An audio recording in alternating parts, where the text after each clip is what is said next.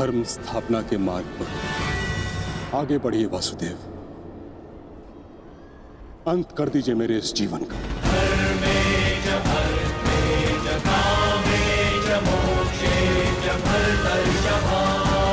मैं स्वयं को आपको समर्पित करता हूं।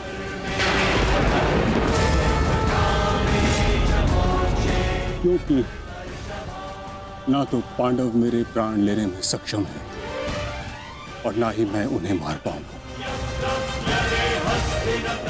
मैंने सदैव धर्म का पालन किया, कभी अधर्म नहीं किया। यदि कोई अधर्म हुआ तो केवल ये कि मैंने आपको प्रतिज्ञा तोड़ने पर विवश किया। यदि आपको ऐसा लगता है कि आपने कोई अधर्म नहीं किया तो यह आपकी सबसे बड़ी भूल है गंगापुत्र। अवश्य आपने सदैव धर्म का पालन किया गंगापुत्र, किंतु केवल अपने लिए, अपने वचनों के लिए। और यही आपका सबसे बड़ा अधर्म है। क्योंकि जिसके पास शक्ति हो उसे स्वयं के लिए नहीं, संसार के लिए उत्तरदायी होना चाहिए, और जो आप नहीं हो पाए गंगापुत्र।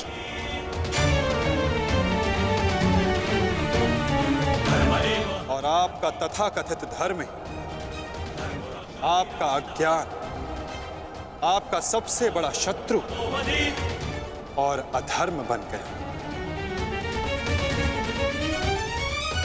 किंतु वासुदेव, मैंने तो सदैव वही किया जो मेरी अंतरात्मा ने कहा। तो क्या इस धर्म युद्ध में अधर्म के पक्ष से लड़ने की अनुमति भी आपको आपकी अंतरात्मा ने दी गंगापुत्र? भरी सभा में द्यूत में होते छल को देख मौन रहने की अनुमति क्या आपको आपकी अंतरात्मा ने दी थी गंगापुत्र?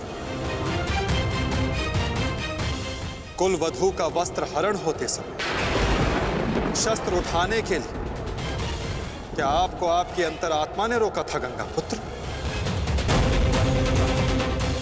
हस्तिनापुर की सुरक्षा के लिए आपने इतिहास की सबसे भीषण प्रतिज्ञा ली गंगापुत्र, परंतु आप हस्तिनापुर का अर्थ ही अनुचित समझ बैठे। आपने सिंहासन को हस्तिनापुर समझ लिया। और देखिए, उसी भूल का, उसी अधर्म का परिणाम है ये महाविनाश गंगापुत्र। आपने हस्तिनापुर के सिंहासन का त्याग नहीं, आपने संसार के प्रति अपने कर्तव्यों का त्याग किया था गंगापुत्र, और यही आपका सबसे बड़ा अधर्म था।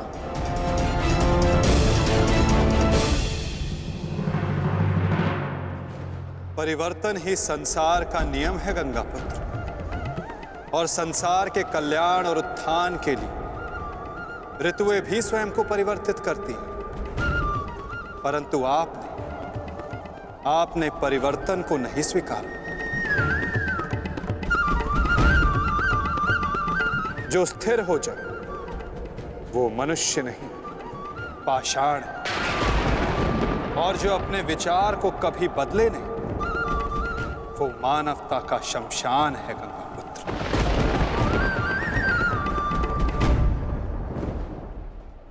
अपने कर्म के प्रति सजग ना रहना सबसे बड़ा अधर्म होता जो आपने किया गंगापुत्र, और यही इस महायुद्ध, इस महाभारत के होने का कारण बना।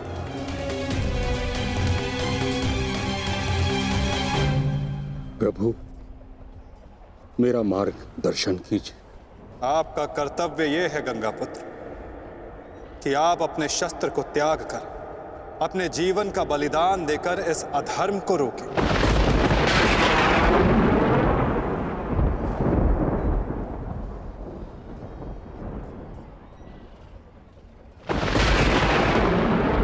ठीक कहा वासुदेव। कदाचित मेरा अंत ही इस समस्या का समाधान है। आज जबकि मुझे अपनी भूल का भान हो गया है, मैं अपना प्रारब्ध स्वीकार करने के लिए तैयार हूं।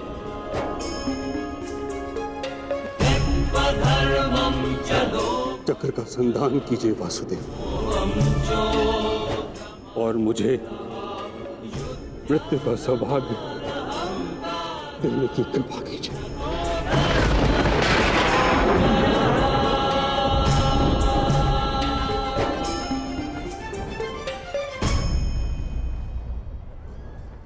ठीक है, यदि आपकी इच्छा ये मृत्यु पाने की है तो मैं अपनी प्रतिज्ञा को तोड़कर तुम्हें मुक्त करता हूं गंगा पुत्र।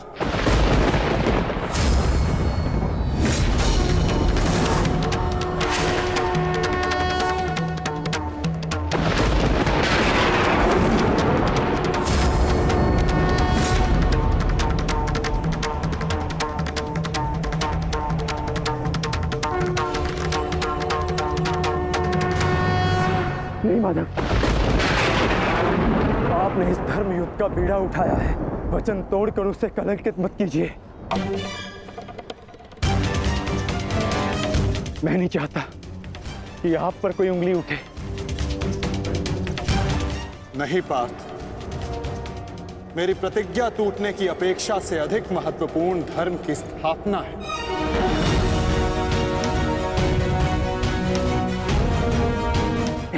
नहीं माता, नहीं।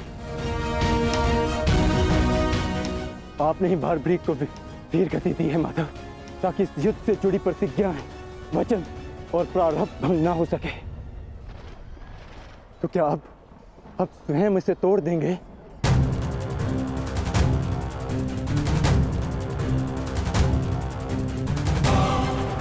आप मुझे एक अवसर और दीजिए माधव, मैं अपने संपूर्ण मनोबल और कौशल से यह युद्ध करूंगा। जब तक मेरे शरीर में रक्त की एक बूंद भी बहेगी, मैं अपने मन में भावनाओं को नहीं बहने दूंगा माधव।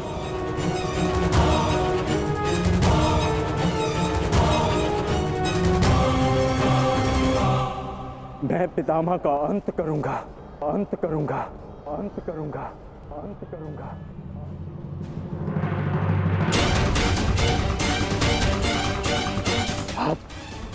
आप ये चक्र छोड़ दीजिए माधव,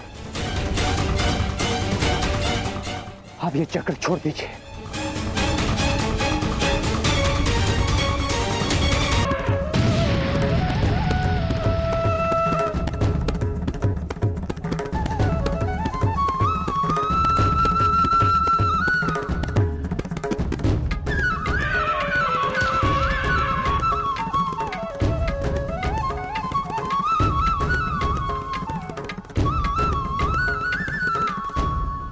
उठो पार्थ।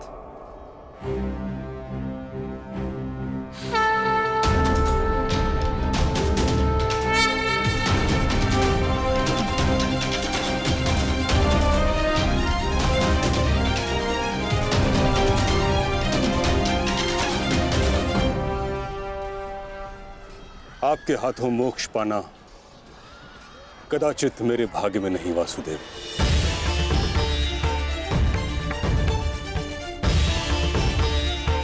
नहीं गंगा पुत्र, आपका वध करना मेरा प्रारब्ध ही नहीं था, अर्जुन का प्रारब्ध है। और मैंने ये चक्र संधान केवल इसलिए किया ताकि मैं अर्जुन को दिखा सकूं कि आपका भी वध करना असंभव नहीं।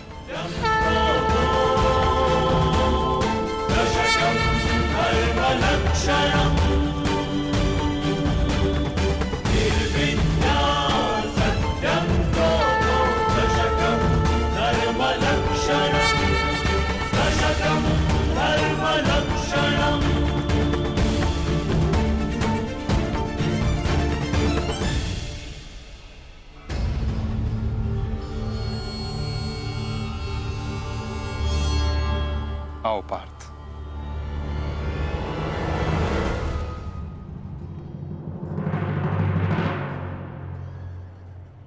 पुत्र अर्जुन, युद्ध आरंभ करें। मैं सज्ज हूं पितामह।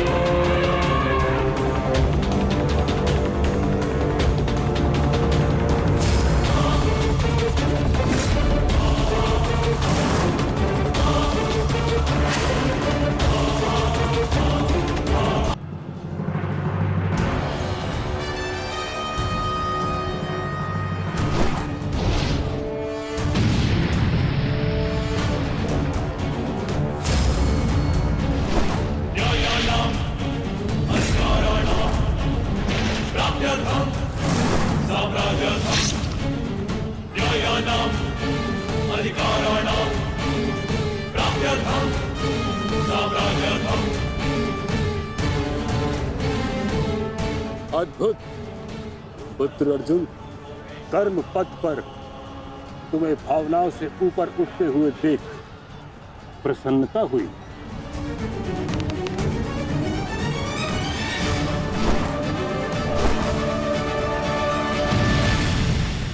जब तक महामहिम के हाथ में शस्त्र हैं,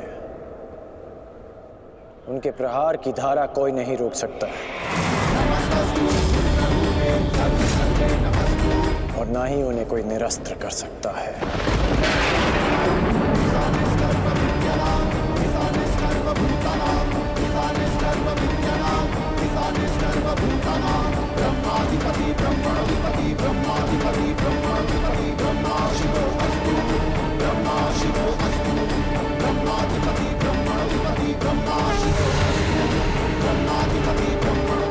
तुम्हारी तपस्या सफल हो गई बालिका।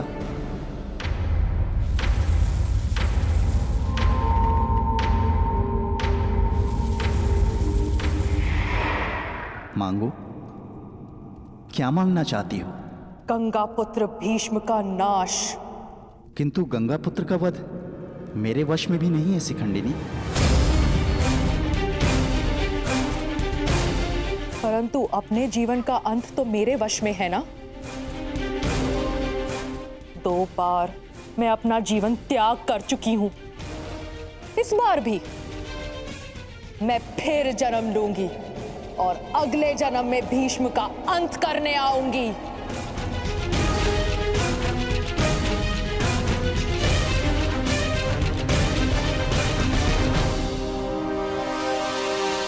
रुको बालिका,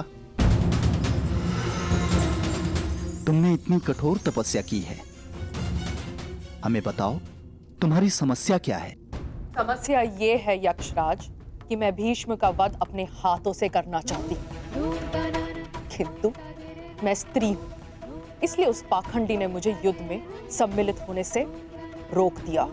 मैं तुम्हें भीष्म की मृत्यु का वरदान तो नहीं दे सकता, किंतु कुछ ऐसा अवश्य कर सकता हूं जिससे तुम अपना लक्ष्य पा सको, किंतु एक बंधन रहेगा। मेरे लिए केवल भीष्म की मृत्यु महत्व रखती है और कुछ नहीं। हाँ कहने से पूर्व मेरी पूरी बात सुनो बालिका, उसके पश्चात निर्णय लेना।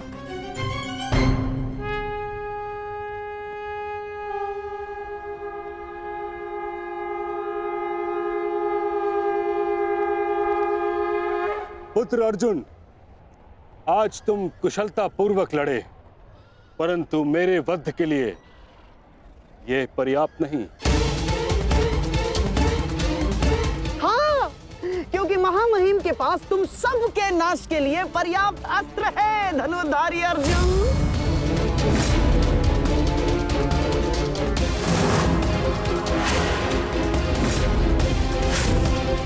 शीघ्र तुम सब इस संसार का त्याग करोगे और आप वासुदेव, आप तो इन सब के मार्गदर्शक है ना, तो बताइए आपके पास महामहिम के कौशल का कोई तोड़ है?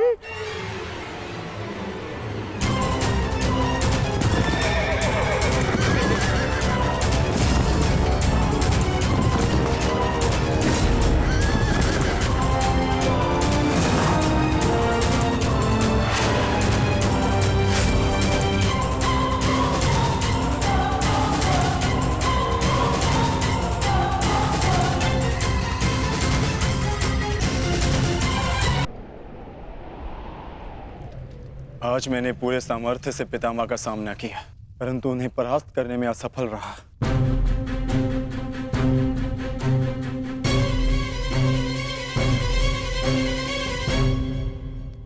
हर योद्धा के उत्तर के लिए कोई ना कोई और योद्धा होता है।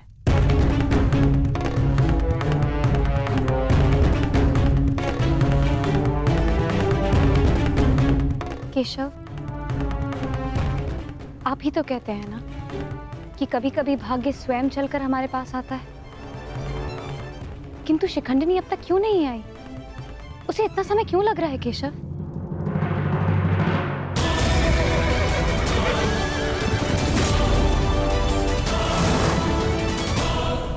उन्हीं की प्रतीक्षा कर रहे हैं पांचाली। ये शिखंडिनी अपनी तपस्या में असफल हुई तो पितामह हमारी सेना का अंत कर देंगे और हमारे पास केवल और केवल 2 अक्षणीय सेना शेष है। अरे तो क्या करें? कुछ तो करना ही होगा, अन्यथा हम इस युद्ध में पराजित हो जाएंगे।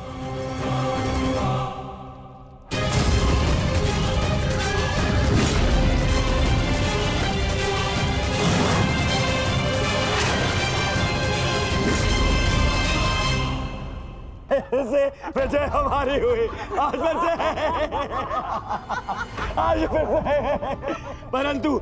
परंतु सबसे अधिक प्रसन्नता मुझे तब होती है जब वो धनुर्धारी अर्जुन के मुख पर मैं भय देखता हूँ। केवल 2 अक्षुणी सेना शेष बची है उन पांडवों के पास, और शीघ्र ही वो 2 अक्षुणी सेना भी समाप्त हो जाएगी। अंत हो जाएगा उनकी सेना का और उन पांडवों का। अवश्य अंत होगा, नाश होगा, क्यों नहीं होगा? परंतु खेद है अंगराज, आप इस युद्ध में लड़ नहीं पाएंगे, क्योंकि महामहिम जिस वेग से पांडवों की सेना को नष्ट कर रहे हैं, उससे तो ऐसा प्रतीत होता है कि यह युद्ध कल ही समाप्त हो जाएगा। गांधार नरेश, युद्ध अभी तक समाप्त नहीं हुआ है। मैंने आप सबसे पहले भी कहा था कि विजय से पूर्व उत्सव मनाना उचित नहीं है।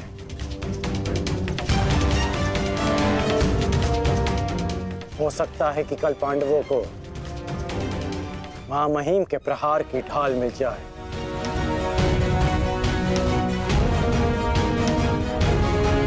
इस युद्ध में कुछ भी संभव है।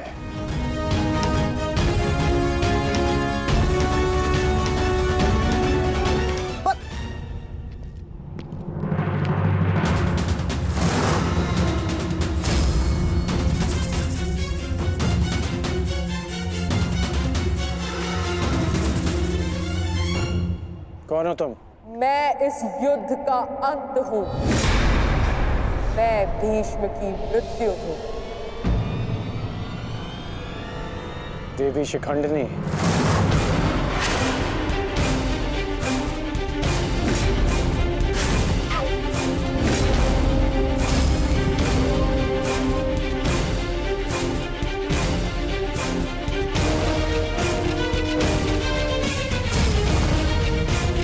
देवी नहीं देव, स्त्री नहीं पुरुष, शिखंडिनी नहीं।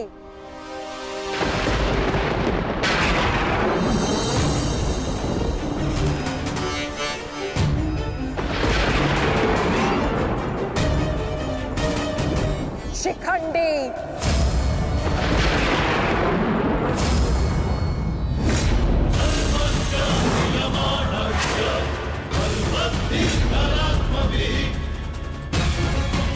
ये मैं हूं, और कल मेरे उस वचन की पूर्ति होगी जो मैंने पांचाल युद्ध में तुम्हें दिया था अंगराज।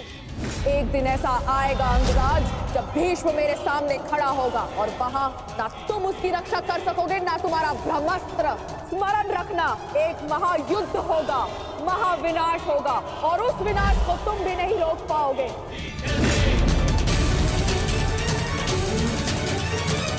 बधाई हो, कल से तुम इस युद्ध में प्रवेश करोगे। कल कुरुक्षेत्र एक योद्धा को विदा करेगा और दूसरे योद्धा का स्वागत।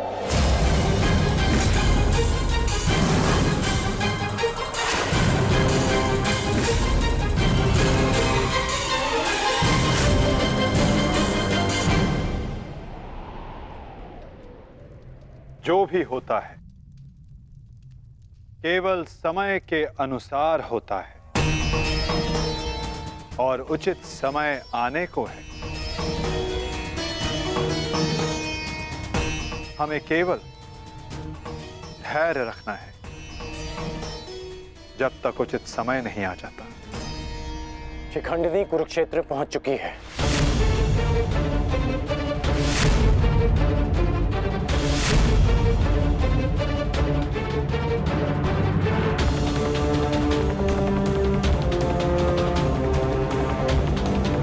शिखंडिनी के आगमन में आपकी संभावित मृत्यु छिपी है, फिर भी आप मुस्कुरा रहे हैं।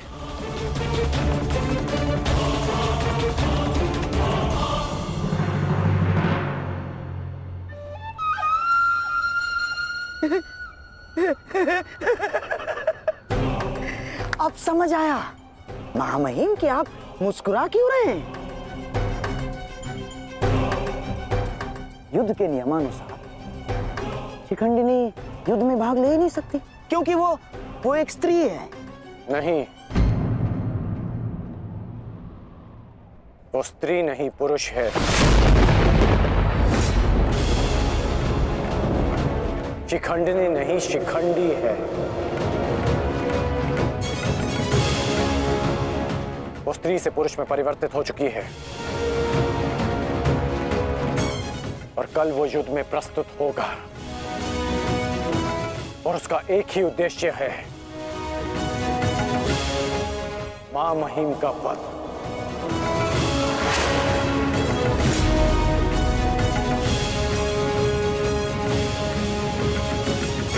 हाँ, एक स्त्री अपने प्रतिशोध की आग के चलते पुरुष बन गई। अद्भुत। भला यह कैसे संभव हुआ? कैसे हुआ वो छोड़िए मामाश्री, अब ये बताइए कि करना क्या है।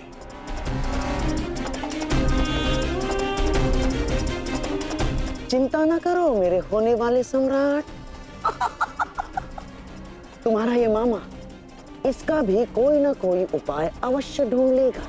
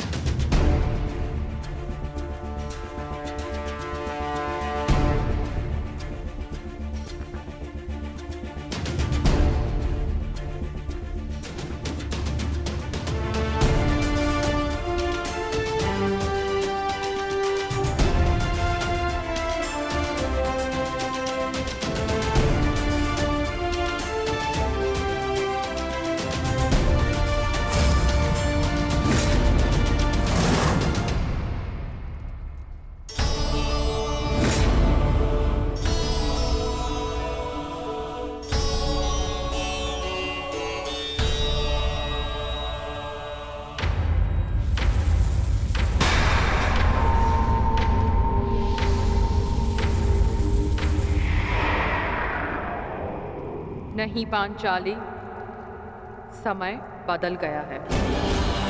तुम्हारे समक्ष शिखंडिनी नहीं, शिखंडी है। एक पुरुष, एक पुरुष, एक पुरुष।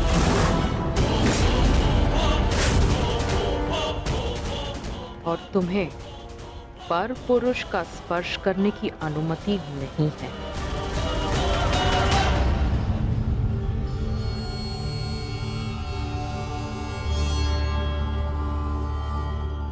जब हमें सबसे अधिक आपकी आवश्यकता है, आप हमारे समक्ष प्रस्तुत हैं। इसके लिए आपका धन्यवाद। मैं यहाँ अपने आवश्यकता और अपने उद्देश्य के लिए आया हूँ। आवश्यकता मुझे आप सबकी पड़ेगी, क्योंकि भीष्म का अंत निश्चित है।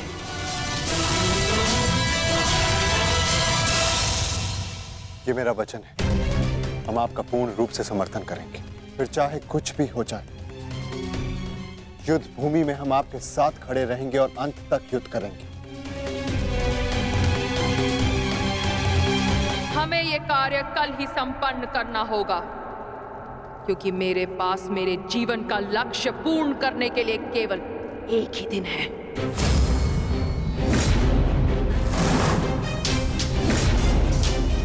केवल एक दिन? परंतु क्यों? तुम्हारी समस्या ये है कि तुम एक स्त्री हो, जिस कारण तुम भीष्म से द्वंद्व नहीं कर सकती। मैं तुम्हें पुरुष बनने का वरदान देता हूं, ताकि तुम भीष्म को परास्त कर सको। किंतु स्मरण रहे कि ये वरदान केवल 8 प्रहर अर्थात एक दिन के लिए रहेगा। हमारे शत्रुओं को इसका भान नहीं होना चाहिए कि शिखंडिनी केवल एक दिन के लिए पुरुष है।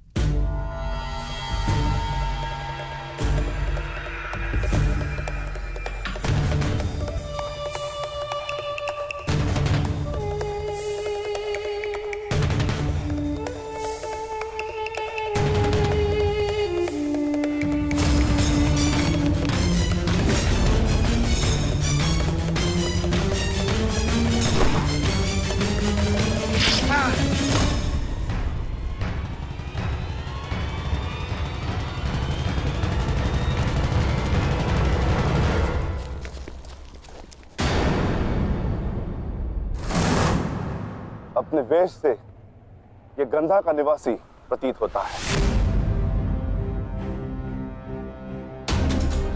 अर्थात ये मामा शकुनी का गुप्तचर था। सौभाग्य ये कि यहां से जीवित नहीं जा सका। किंतु इस गुप्तचर का संदेश शत्रु तक पहुंच चुका है पार्थ।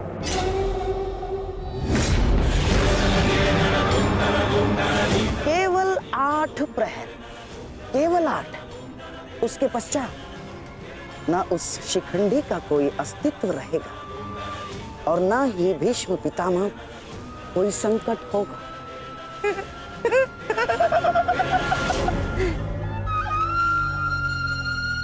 क्या होगा यदि तुम्हारे पितामह कल युद्ध भूमि में प्रस्तुत ही ना हो तो? उत्तम विचार मामाश्री।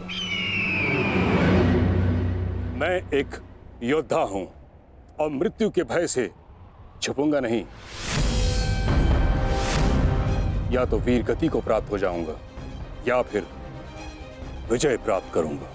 8 प्रहर तो क्या, 8 क्षण के लिए भी मैं युद्ध से विमुख नहीं रहूंगा। क्षमा कीजिएगा मामही, परंतु वीर होने में और मूर्ख होने में अंतर होता है। जानबूझकर मृत्यु के मुख में जाना क्या उचित है? एक महान योद्धा की भांति आप गौरव और सम्मान की मृत्यु चाहते हैं, परंतु अपनी सेना के प्रति आपके उत्तरदायित्व का क्या? आप भली भांति जानते हैं कि सेना आप पर पूरी तरह निर्भर है। फिर भी मामही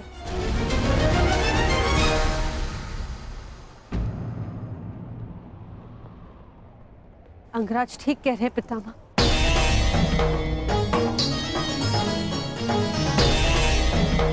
आपके और हस्तिनापुर के हित में यही श्रेष्ठ होगा।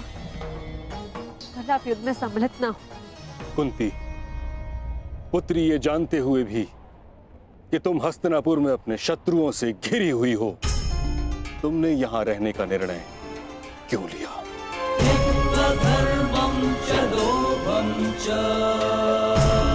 क्योंकि हम सब कर्तव्यबद्ध हैं। मैं भी अपने कर्तव्य का पालन कर रहा हूं।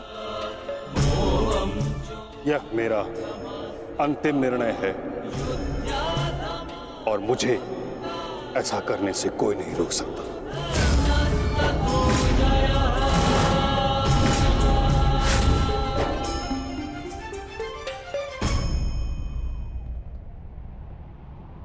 मित्र, चाहे कुछ भी हो जाए, कल तुम्हें पितामह की रक्षा करनी होगी। हम अवश्य पितामह की रक्षा करेंगे, किंतु इससे पूर्व ये अधिक महत्वपूर्ण है अंगराज, हमारी समस्या का अंत होना। हमें समय मिलते ही शिखंडी का वध करना होगा। उसके पश्चात हमें इस युद्ध में विजय पाने से कोई नहीं रोक सकता।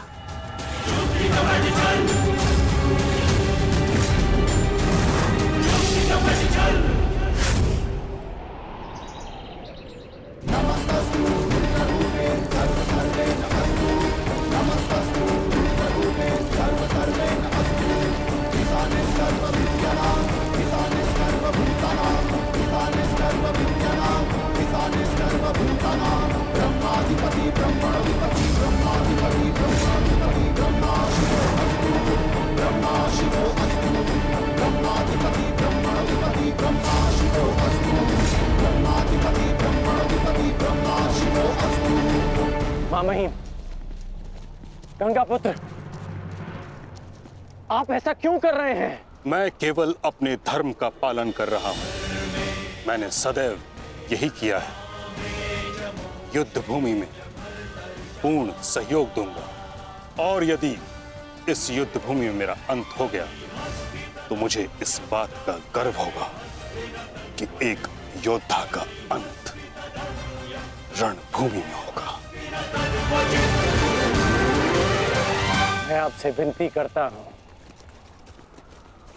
रुक जाइए। ऐसा मत कीजिए माँ महिम। आप इसका परिणाम जानते हैं। रुक जाइए माँ महिम। आपको वचन देने के कारण मैं 9 दिनों तक रणभूमि से दूर रहा, क्योंकि मुझे लगता था कि आप जो भी निर्णय लेंगे वो हस्तिनापुर और हमारी सेना के हित में होगा। विश्वास था कि आपके होते हुए हम ये युद्ध नहीं हार सकते। फिर क्यों आप ऐसा कर रहे हैं? एक कौरव भरे अंत के लिए आप पूरी कौरव सेना का संहार नहीं कर सकते। क्या इसलिए आपने सूत पुत्र को युद्ध भूमि से दूर रखा? यदि तुम्हें ऐसा लगता है तो ठीक है। सूत पुत्र कर्ण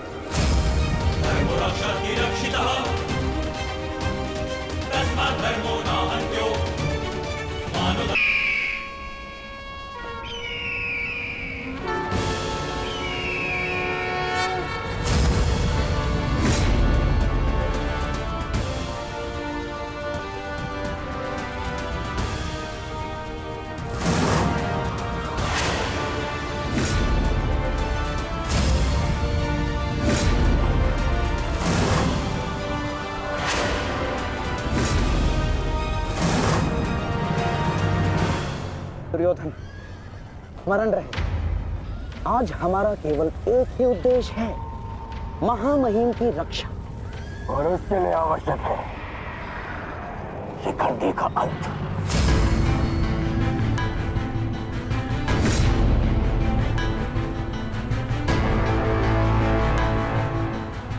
आज मैं शिखंडिनी का कवच बनकर उनकी रक्षा करूंगा।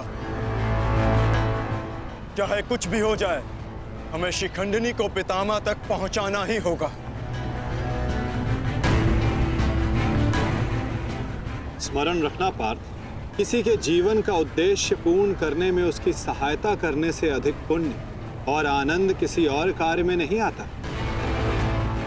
और मुझे पूर्ण विश्वास है कि तुम पूर्ण रूप से अपना कार्य पूरा करोगे पार्थ।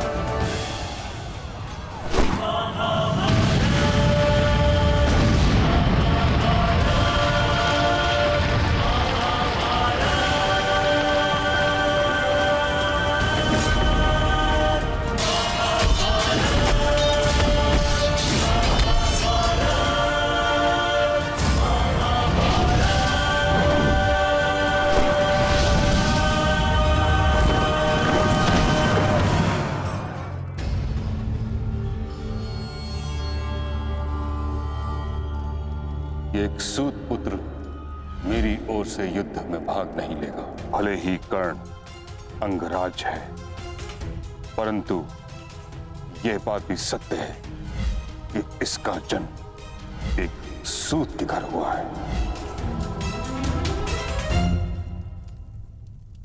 पुत्र,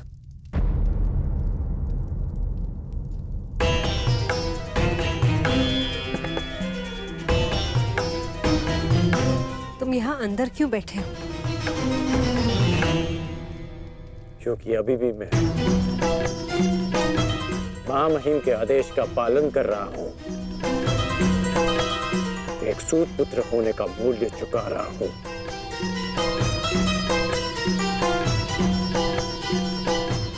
अर्थात तुम पितामह को अभी भी नहीं समझ पाए कर्णपुत्र। उन्होंने तुम्हें युद्ध में भाग लेने से इसलिए नहीं रोका क्योंकि तुम एक सूत पुत्र हो, इसलिए रोका क्योंकि वो जानते हैं कि तुम मेरे पुत्र हो।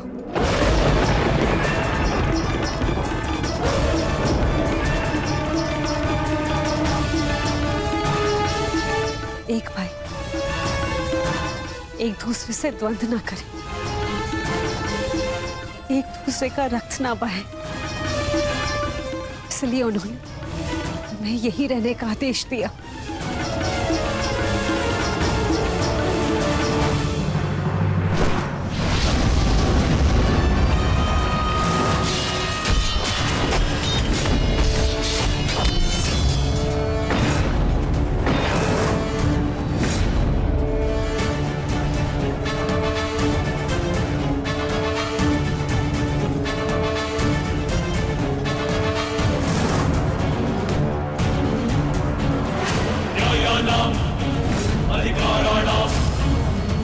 दुर्योधन, ये रहा हमारा आखेट।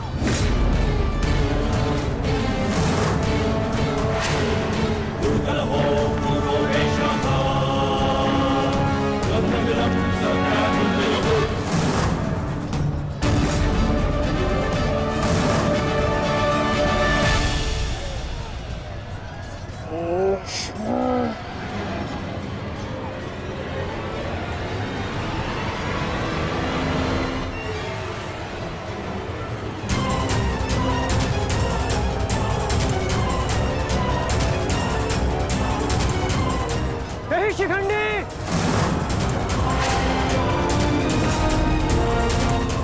शिखंडी रुक जाओ।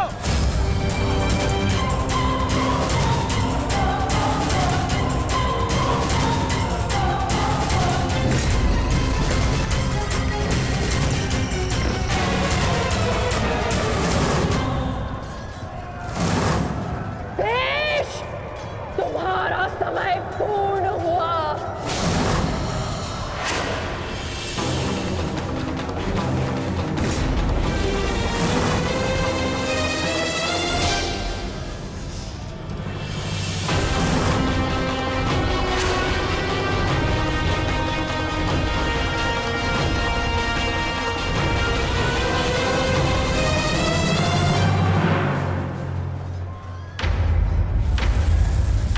रूप बदला है परंतु युद्ध कौशल का स्वरूप नहीं बदला तुम्हारा।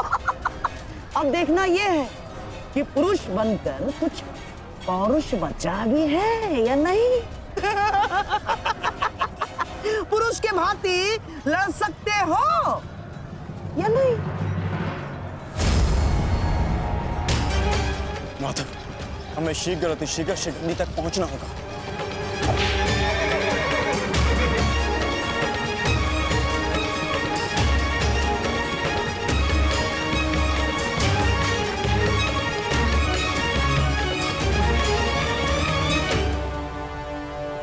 इस समय युद्ध भूमि में क्या हो रहा है संजय? क्या शिखंडी ताक्षी तक पहुंच गया है? नहीं महाराज, वो अभी तक कौरव महारथियों के मध्य में फंसा हुआ है।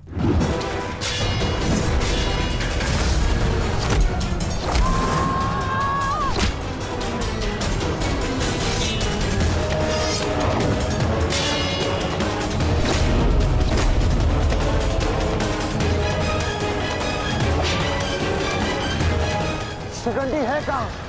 कितना समझाया था फिर भी ये क्यों तोड़कर कहां चला गया शिखंडी?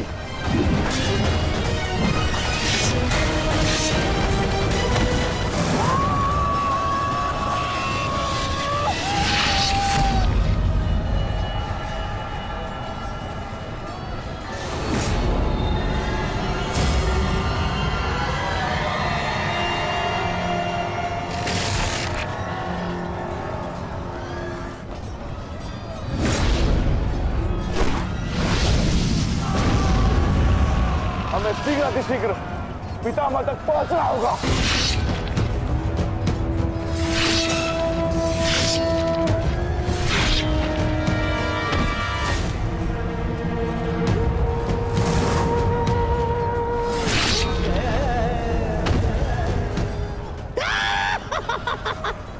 पितामह की सबसे बड़ी बाधा का अंत हुआ।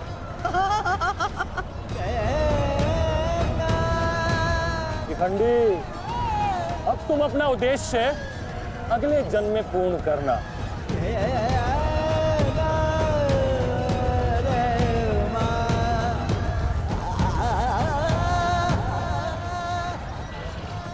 आधा दिन बीत चुका है माधव, किंतु शिखंडी कहीं नहीं दिख रहा। हम कौरवों के मध्य में खड़े हैं माधव, अब हम क्या करें?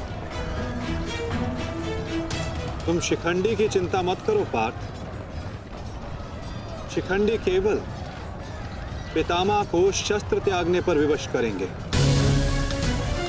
वास्तविक कार्य तो तुम पांचों भाइयों का है पार्थ। तुम में से केवल एक का प्रहार गंगा पुत्र को पराजित करने के लिए पर्याप्त नहीं है पार्थ। केवल तुम पांचों के सम्मिलित प्रहार से गंगा पुत्र को पराजित किया जा सकता है।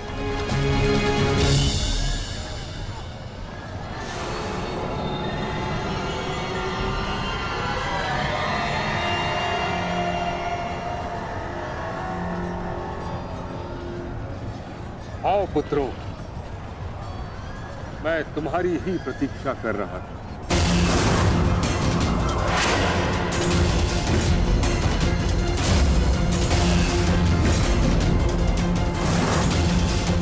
मेरा सम्मान करते हो, परंतु शत्रु पर प्रहार करना तुम्हारा कर्तव्य है, ये मत भूलना। मैं तुम सबको द्वंद्व की चुनौती देता हूं।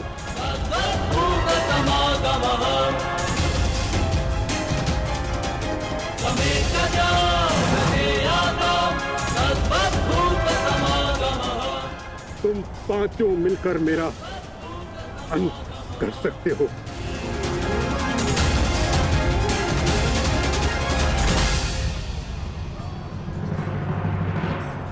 उठाओ अपने शस्त्र पुत्रों और प्रहार करो।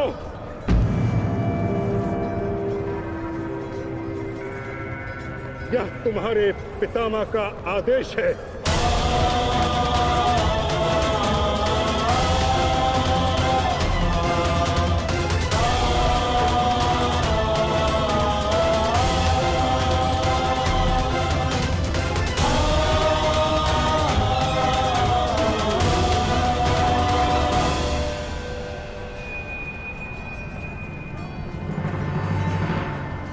प्रहार करो, प्रहार करो।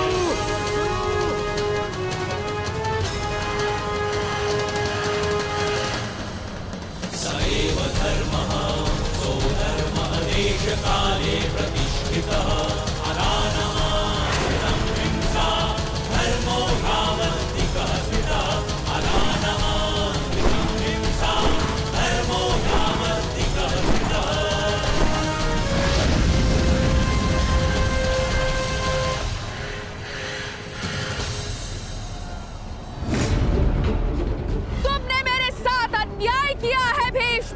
मैं नया जन्म लेके आऊंगी भीष्म, तुमसे प्रतिशोध पूर्ण करने।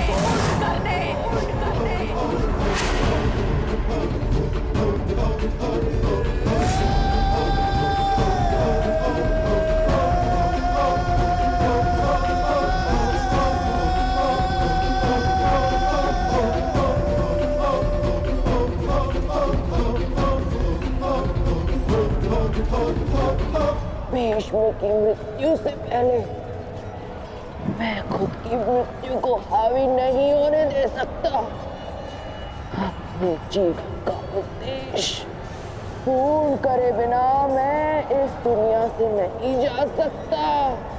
भीष्म का अंत निश्चित है।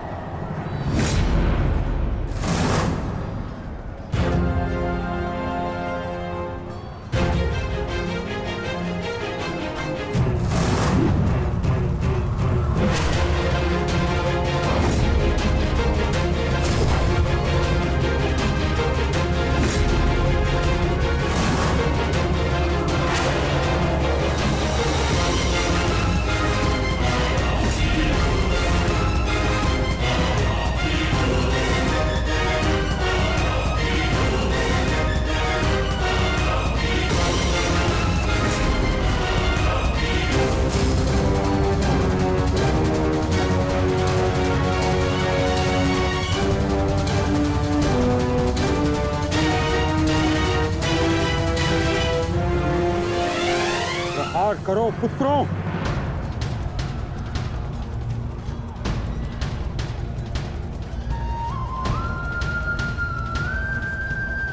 भीम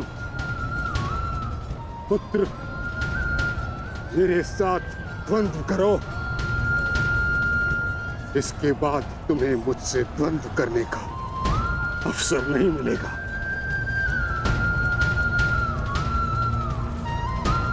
स्वयं को महायोद्धा सिद्ध करो।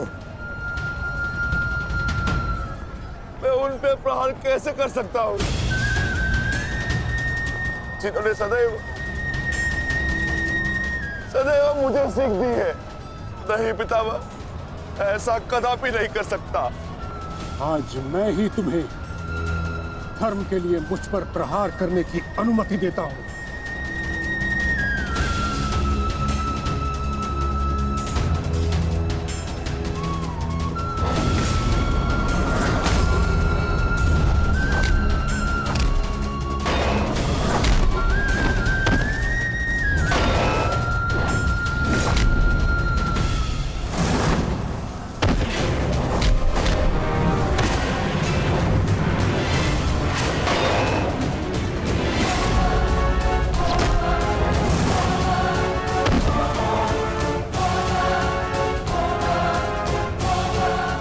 प्रहार करो पुत्रों, हार मत मानो।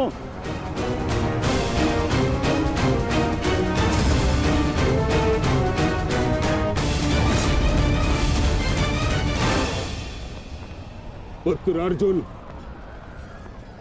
अपना गांडीव उठाओ, प्रहार करो।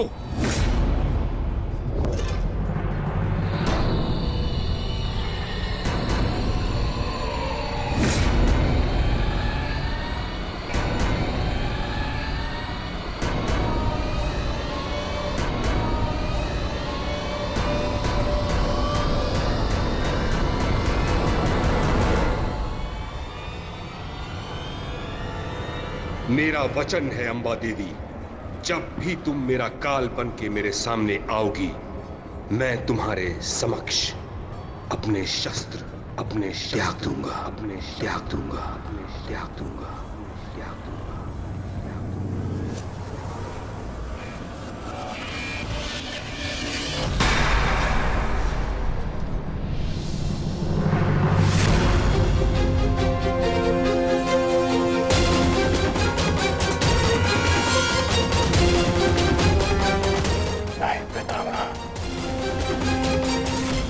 ऐसा नहीं कर सकते।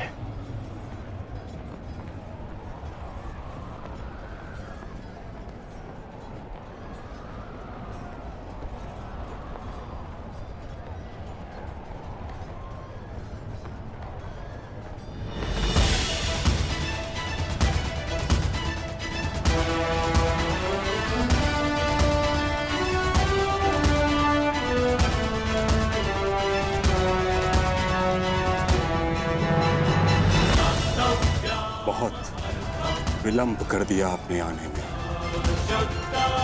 अंबा देवी। कितने वर्षों से मैं आपकी प्रतीक्षा कर रहा हूं, अब और प्रतीक्षा नहीं होती।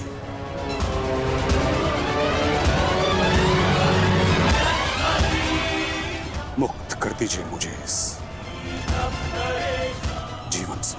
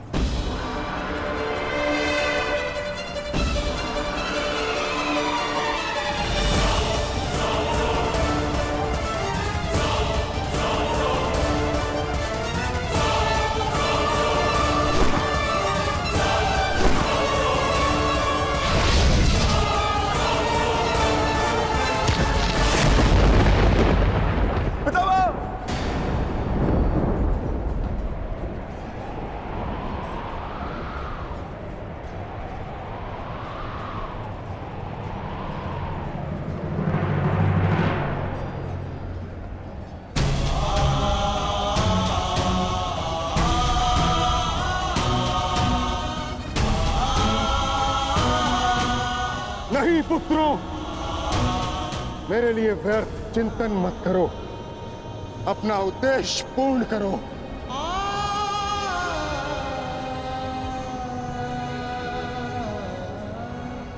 कर्म करो, प्रहार करो।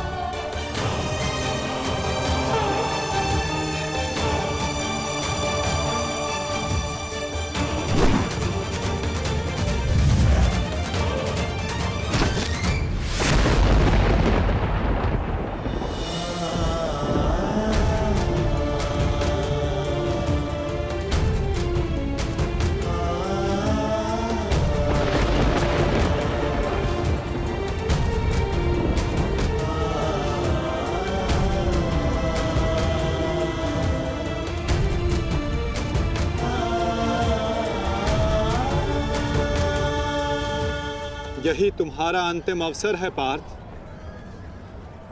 पितामह को इस पीड़ा से मुक्त करो पार्थ।